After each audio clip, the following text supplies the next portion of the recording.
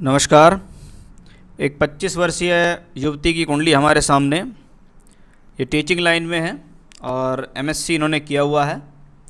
Horoscope का details इन्होंने मुझे दिया 23 दिसंबर 1995 10:30 सुबह के। जो डिटेल्स आपने मुझे दी हैं उसी के आधार पर मैं आपकी कुंडली का विश्लेषण करने जा रहा हूँ कि ये कुंडली एक मकर लगन की कुंडली है, शनि के लगन की कुंडली है और चंद्रमा इस कुंडली के अंदर धनु राशि के अंदर 12वें घर में बैठा हुआ है। कुंडली खुलते ही सबसे पहले जो ध्यान जाता है वो यहाँ जाता है कि कुंडली में 12वें घर में 5 ग्रह और कुंडली के अंदर शूल योग बना हुआ है। शूल योग का मतलब होता है जब कुंडली के सभी ग्रह यानी सभी 7 ग्रह, मैं राहु केतु की यहाँ बात नहीं कर रहा हूँ, सभी 7 ग्रह कुंडली के 3 घरों के अंदर आ जाते हैं तो ये शूल योग बनता है। ऐसे व्यक्ति का जो जीवन है उसको शास्त्र ये कहता है कि उसको लाइफ में कोई भी चीज़ आसानी से प्राप्त नहीं होती। जीवन पर्यंत वो व्यक्ति संघर्ष करता है और संघर्ष के साथ ही अपने जीवन में कुछ करता है। यानी शूल योग वाले व्यक्तियों के जीवन में अगर कहें कुछ भी चीज़ आराम से मिल जाना, पड़े हुए मिल जाना, बहुत इजीली मुझे सब कुछ मिल गया, ऐसा नहीं है। कुंडली में कुछ लोग देखकर आपको ये कहेंगे कि राहु केतु परिधि में सारे ग्रह भी आ रहे हैं, तो ये एक कालसर्प नाम का योग या दोष है। ना ये योग है ना दोष है, इसके चक्कर में आप घबराएं नहीं, शास्त्र में ऐसा कुछ लिखा हुआ नहीं है।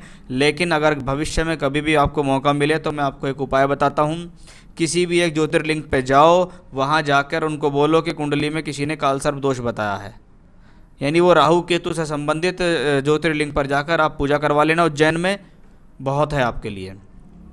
लगन से शुरुआत करते हैं। लगन में शुक्र विराजमान। जब योग कारक शुक्र, योग कारक का मतलब है ऐसा कोई ग्रह जो आपको अकेला ही जीवन में व्यवसाय भी दे, सम्मान भी दे, प्रोफेशनल लाइफ भी दे, बुद्धि भी दे, शिक्षा भी दे, संतान भी दे, वो है शुक्र जो मित्र की राशि में लगन में बैठा हुआ है। यानी ये सब चीज़ें शुक्र आपको जीवन में देने में सक्षम है। अगर जीवन में कभी भी शुक्र की महादशा आ गई तो ही आपको ये जीवन में इस प्रकार के परिणाम देगी, क्योंकि ग्रह का फल लेने के लिए महादशा का आना बहुत ज़रूरी है। तो शुक्र बहुत अच्छी स्थिति में लगन में विराजमान है।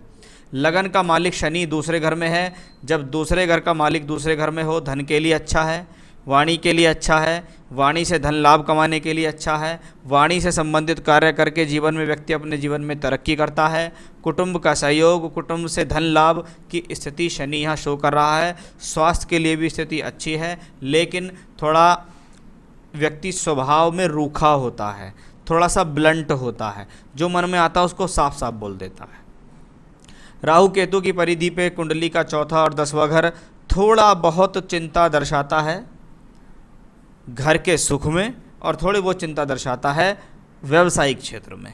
ये प्लेनेट कोई ख़राब नहीं है, लेकिन जीवन में राहु की दशा तो अच्छी है क्योंकि वो शुक्र के उसमें है। लेकिन जीवन में जब भी आपको केतु से संबंधित महादशा अंतरदशा आएंगी तो वो आपको प्रॉब्लम देंगी, मानसिक चिंताएं देंगी, हेल्थ इश्यूज़ देंगी, मदर के स्वास्थ्य को भी प्रॉब्लम दे सकती हैं। कुंडली के 12वें घर में बहुत सारे planet, step by step planet की पोजीशन आपको मैं बताऊंगा। सबसे पहले मैं लेता हूं मंगल को। मंगल चतुर्थेश एकादशेश होके द्वादश में, यानी लाभ प्राप्ति के लिए, सोर्स ऑफ इनकम बनाने के लिए आपको घर से दूर जाना पड़ेगा। चाहे रोज़ाना 20-30 किलोमीटर जाओ आओ, लेकिन घर से जब तक दूर नहीं निकलोगी तब तक फ़ायदा नहीं मिलेगा। स्वयं के बल पर मकान बनाने में व्यक्ति को बहुत ज़्यादा एफर्ट करने पड़ते हैं। ऐसा व्यक्ति अपने जीवन में बड़ी मुश्किल से अपना मकान बना पाता है। बुध के बारे में बात करते हैं। बुध 12वें घर में बैठा हुआ है।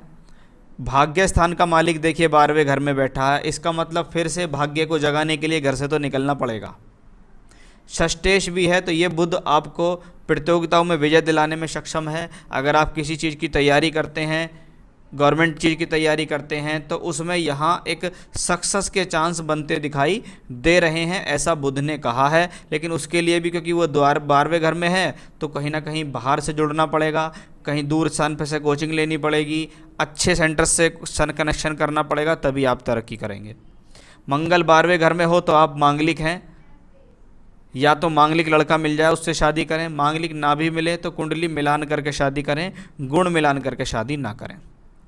चंद्रमा सप्तम का मालिक द्वादश में पहुँचे, मांगलिक दोष भी हो और ये चंद्रमा अमावस का चंद्रमा हो तो ये वैवाहिक जीवन में कुछ परेशानी भी देगा, साथ ही साथ वैवाहिक जीवन के अंदर तनाव भी देने में सक्षम है और विवाह को देरी से कराने में भी ये सक्षम है। बृहस्पति भी वहीं बैठे हैं। स्त्रियों की कुंडली में बृहस्पति को पति कारक भी कहा गया है। अब वो पति द्वादशेश होके द्वादश में, यानी बृहस्पति ने भी शो कर दिया कि हो सकता है आपकी शादी जन्म स्थली से बहुत दूर हो, लड़का जो है वो बहुत दूर स्थान का रहने वाला हो, क्योंकि ग्रह द्वादश भाव में है। 12वां घर, घर से दूरी, दूर की यात्रा, स्थान परिवर्तन, विदेश से कनेक्शन बनाना, विदेश जाना, ये सब चीज़ें 12वें घर के अंदर आती हैं। तो इतने सारे प्लेनेट का कॉम्बिनेशन कुंडली के 12वें घर में बन रहा है। अभी उम्र है 25 साल। जीवन में जितनी भी सारी चीज़ें मैं आपको बता रहा हूँ वो घटेंगी ज़रूर, क्योंकि अभी उम्र कुछ भी नहीं है। तो ये तो था आपकी कुंडली के प्लैनेटरी पोजीशंस। नवांश कुंडली में देखें तो शुक्र उच्च का हो गया, बहुत अच्छी पोजीशन हो गई। मंगल स्वराशि का हो गया, ये भी अच्छी बात है। सूर्य भी ठीक ठाक है। बृहस्पति त्रिकोण में आ गया है, ये भी ठीक है। शनि के साथ बैठा हुआ है, यानी कुंडली के अंदर एजुकेशन से संबंधित भी कॉम्बिनेशन दिखाई दिए हैं, हायर एजुकेशन के भी कॉम्बिनेशंस दिखाई दिए हैं, किसी प्रकार के रिसर्च, शोध या पीएचडी के भी कॉम्बिनेशंस आपकी हॉरोस्कोप में मौजूद हैं। वर्तमान में मंगल की महादशा आपको चल रही है और ये मंगल की दशा जुलाई 2017 से आपके जीवन में आई। क्या है मंगल? चतुर्थेश एकादशेश होके 12वें घर में। 12वां यानी सोर्स ऑफ इनकम अगर चाहिए तो थोड़ा सा भागा दौड़ी करनी शुरू कर दो, दूर स्थान से जुड़ना शुरू कर दो। आज के समय में आप टीचिंग कर रहे हैं तो हो सकता है घर से रोज़ाना आपको दूर जाना पड़े और वापस आना पड़े, ऐसी कंडीशन को ये शो करता है। लेकिन ग्रह जब 12वें घर में बैठा हुआ होता है तो इसको आप ये कह सकते हैं कि ये वो प्लैनेट है जो आपको संघर्ष कराने के बाद सफलता देगा, क्योंकि ग्रह द्वादश में बैठा हुआ है। 12वां घर ऐसा होता है कि व्यक्ति का सोर्स ऑफ इनकम कितना भी हो, लेकिन जितना लाता है उतना खर्च, जितना लाता है उतना खर्च, ऐसा होता है। चलिए, तो ये तो मंगल की दशा, और मंगल की दशा कब तक है? जुलाई 24 तक, यानी जुलाई 2024 तक का जो समय आपके जीवन में है वो यहाँ साफ तौर पर शो कर रहा है कि इस व्यक्ति के जीवन में लगातार संघर्ष बना रहेगा, प्रोफेशनल लाइफ को लेकर संघर्ष बना रहेगा। आपने कहा मेरी शादी क्या पानीपत साइड हो जाएगी? देखिए, किसी भी कुंडली के अंदर ये कहीं नहीं लिखा होता कि उसकी शादी वहाँ होगी, उस स्थान पे होगी, नहीं हो। जब मैंने कहा कि शादी घर से दूर हो रही है तो आपका जो जन्म स्थान आपने मुझे बताया उससे तो पानीपत दूर है, एक बात। दूसरा, उससे भी दूर जाने के आसार मुझे यहाँ दिखाई देते हैं, क्योंकि आपने एक सवाल ये भी पूछा है, क्या विदेश में भी शादी या नौकरी का कोई योग है?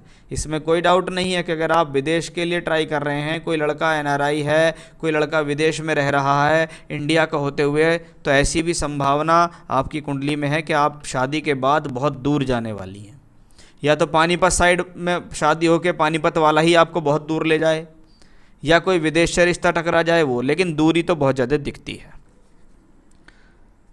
अब पूछा लव मैरिज है या अरेंज मैरिज? देखिए, इस कुंडली के अंदर लव मैरिज से संबंधित संकेत ज़्यादा प्रबल मुझे दिखाई नहीं दे रहे। ऐसे लोगों के जीवन में लव लाइफ चलती हैं लेकिन वो ज़्यादा अच्छी नहीं रह पाती हैं, लव में असफल हो जाते हैं। तो मैं आपको यही कहूँगा, अगर आपको अपने वैवाहिक जीवन को सुखद बनाना है तो आप अरेंज मैरिज की तरफ ध्यान दीजिएगा। गवर्नमेंट जॉब लगेगी या प्राइवेट? देखिए, अभी से लेके और 2023 तक तो मैं नहीं कह सकता कि आपको कोई सरकारी नौकरी लगने वाली है। जब आपको राहु की दशा शुरू होगी जुलाई 24 से, वो समय आपके जीवन में बढ़िया समय होगा। जुलाई 24 से लेकर और मार्च 2027 राहु की महादशा में राहु की अंतर्दशा आएगी। सरकारी नौकरी की तैयारी बराबर करते रहना, अच्छी अपॉर्चुनिटीज़ आएंगी, वैकेंसीज निकलेंगी, आपकी नौकरी लग जाएगी। क्योंकि मैं आपको सरकारी नौकरी के लिए मना नहीं कर रहा हूँ, उससे अलावा आप प्राइवेट नौकरी करते रहिएगा, उसी में आगे तरक्की करते रहिएगा। आफ्टर मैरिज लाइफ पार्टनर के साथ बाउंडिंग कैसी, वो मैं आपको बता चुका हूँ कि कैसी रहने वाली है। बाकी आपके पति की कुंडली पर निर्भर करेगा कि उसकी मैरिड लाइफ कैसी है। इसलिए कुंडली मिलान से विवाह करें, गुण मिलान के चक्कर में ना पड़ें। तो ओवरऑल आपकी कुंडली मंगल की दशा में चल रही है, मांगलिक दोष भी है, यही वो कारण है जो आपकी शादी आसानी से नहीं होने देगा। अभी चल रहा है मंगल में शनि। जनवरी 21 से जनवरी 22 जब मंगल में बुध की दशा आपको आएगी, ये वो समय होगा जिसमें बहुत अच्छा संकेत है आपके विवाह होने का। यानी 21 जनवरी 21 से लेकर आने वाले 2 वर्ष आपके जीवन में शादी कराने वाले हैं। अगर आप कालसर्प के लिए जाएंगे उज्जैन पूजा कराने के लिए, तो वहाँ किसी पंडित से पूछ लेना कि यहाँ आसपास कहीं मंगल देव का मंदिर भी है क्या, क्योंकि वहाँ पर मंगल देव के मंदिर में मांगलिक योगों की पूजा, दोष वाले लोगों की पूजाएं होती हैं। तो आप एक साथ अपने 2 कार्य अवश्य करा के आइएगा वहाँ जाकर। कभी भी जाइए, आपकी उम्र इस समय ऐसी है कि आपको जाना चाहिए। तो ये 2 पूजा कराइए, जब भी आपका मौका लगे तभी आप इसके लिए चले जाइएगा। ठीक है, एक बात तो ये हो गई है। तो ये तो हो गई पूजा वाली बात। दशा जब तक मंगल की चल रही है तो थोड़ा सा हनुमान जी की पूजा भी कीजिएगा। चाहे बजरंग बाण का पाठ करिए, हनुमान अष्टक का पाठ करिए, ये आपके लिए एक अच्छा रहेगा। साथ ही साथ मैं आपको एक ओपल स्टोन पहनने की सलाह भी दूंगा। ओपल स्टोन, डबल फायर ऑस्ट्रेलियन ओपल स्टोन आपको पहनना है। जब तक शादी नहीं होती है तब तक आपको वो रिंग फिंगर में पहनना है, वो आपके विवाह में हेल्प करेगा। शादी के बाद उसी को थोड़ा सा साइज को बढ़वा के आप उसको इंडेक्स फिंगर में धारण कर लीजिएगा, फिर आपको वो प्रोफेशनल हेल्प देगा। तो एक अच्छा सा ओपल मैं समझता हूँ 8.25 रत्ती तक का पहन लेना चाहिए आपको सीधे हाथ की रिंग फिंगर में चांदी में पहनना है। अगर आपको चाहिए तो अच्छी क्वालिटी का स्टोन की रिंग बनाकर मैं आपके एड्रेस तक पहुँचा सकता हूँ। ये आपको आजीवन स्टोन पहनना होगा। पूजा में रोज़ाना बजरंग बाण का पाठ करना है। बृहस्पतिवार के व्रत रखिएगा आप, बृहस्पतिवार के व्रत पर रखिए। श्राद्ध के बाद व्रत शुरू कीजिएगा और उसमें केले के पेड़ की पूजा होती है, बृहस्पतिवार के कथा व्रत और आरती होती है। और आप रोज़ाना चाहें तो ओम ब्रह्म बृहस्पते नमः मंत्र की 3 माला का जाप भी कर सकती हैं। तो ये थे आपके उपाय। जो स्टोन आपको पहनने हैं वो बताया, जो पूजा आपको करानी है जाके उसके बारे में भी मैंने आपको यहाँ बताया है। ओवरऑल हॉरोस्कोप के अच्छे दिन अगर मैं देखूं तो 2024 से ही शुरू होंगे, उससे पहले कुछ बहुत बड़ी सफलता या अचीवमेंट नहीं दिखाई दे रही है। तो ये था आपके हॉरोस्कोप का एनालिसिस। नमस्कार।